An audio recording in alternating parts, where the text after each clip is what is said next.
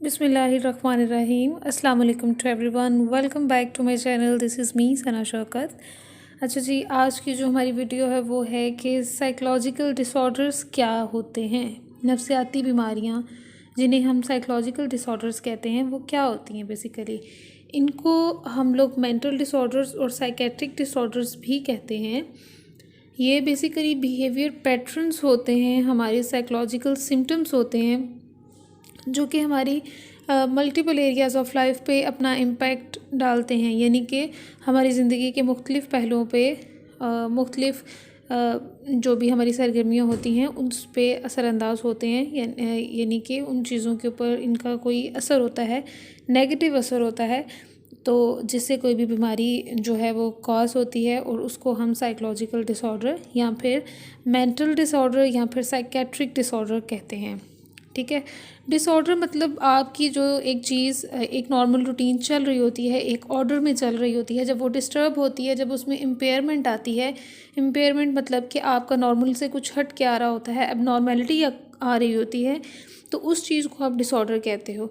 तो चूँकि इसके साथ साइकोलॉजिकल का नाम लगा है और साइकेट्रिक या मेंटल का नाम लगा है, तो ये आपके मेंटल प्रोसेसेस या फिर आपके बिहेवियर से रिलेटेड होते हैं।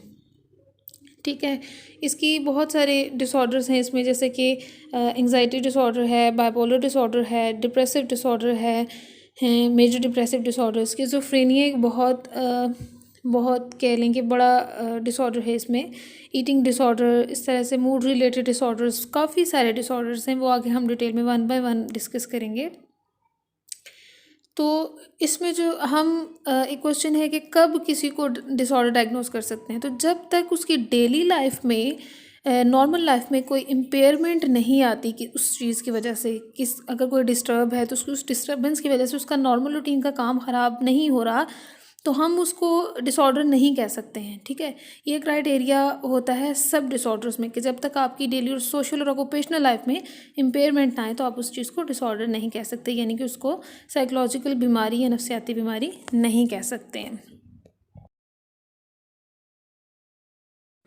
अच्छा जी, आगे अगर हम इनकी सिम्टम्स की बात करें कि क्या सिम्टम्स हैं जिसके थ्रू हम आइडेंटिफाई कर सकते हैं, यानी कि हम उस चीज़ को बयान कर सकते हैं कि इसमें ये अलामात आ रही हैं, तो इस इंसान को साइकोलॉजिकल डिसऑर्डर है, किसी भी स्पेसिफिक एरिया ऑफ लाइफ से में उसका ये चीज़ इम्पैक्ट आ रहा है उसका।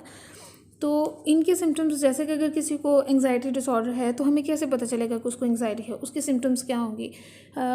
उसका ये है कि जब भी कोई प्रेशर वाली सिचुएशन आएगी, लाइक एग्ज़ाम हो गया, आपके ऊपर बर्डन होता है, प्रेशर होता है, तो हम वो इंडिविजुअल जिससे वो डिसऑर्डर होगा उसकी फिज़िकल चेंजेस में और सोमैटिक चेंजेस आना स्टार्ट हो जाएंगे। सोमैटिक यानी कि बॉडी से रिलेटेड, उसमें बॉडी स्वेटिंग आ जाएगी, शिवरिंग आ जाती है और हाथ पाँव काम करना छोड़ देते हैं, सांस फूलने लग जाती है और बात नहीं कर पा रहे होते हैं। आपने देखा भी होगा कि अक्सर लोग जो एंग्जाइटी जिनको हो रही होती है, घबराहट होना स्टार्ट हो जाती है।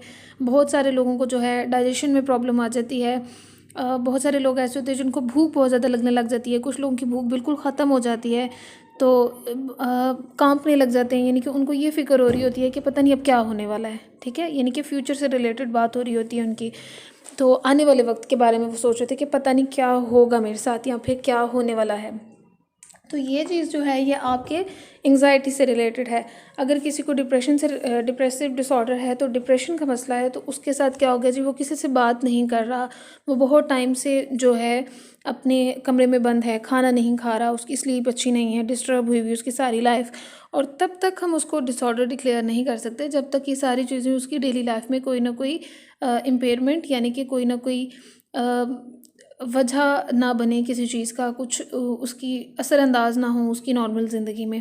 यानी कि अगर किसी को डिप्रेशन या एंग्जाइटी का डिसऑर्डर है, तो वो अपने नॉर्मल रूटीन के काम अगर टास्क अगर बिल्कुल नॉर्मल से कर रहा है, तो उसको हम इस तरह से स्वेयर डिसऑर्डर नहीं कर सकते, वो माइनर लेवल पे हो सकता है।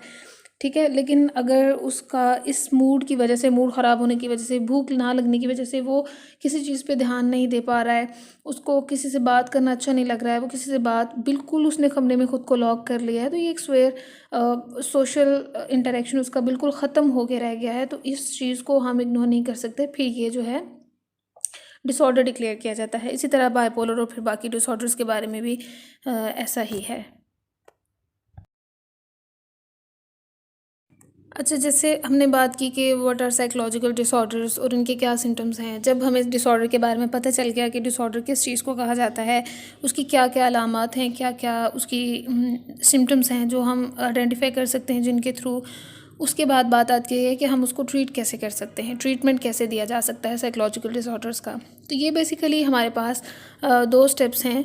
एक तो है हमारे पास मेडिकेशन और दूसरा है थेरेपीज़। ठीक है, जो साइकेट्रिस्ट होते हैं वो आपको मेडिकेशन भी साथ में देते हैं प्लस थेरेपीज़ भी देते हैं, और ये ज़्यादा अच्छा रिजल्ट दे रही होती है, लेकिन ये सुअर लेवल पे होता है। लेकिन अगर आपकी माइनर लेवल पे डिसऑर्डर है आपको, तो तब आपको थेरेपी से भी ट्रीट किया जा सकता है।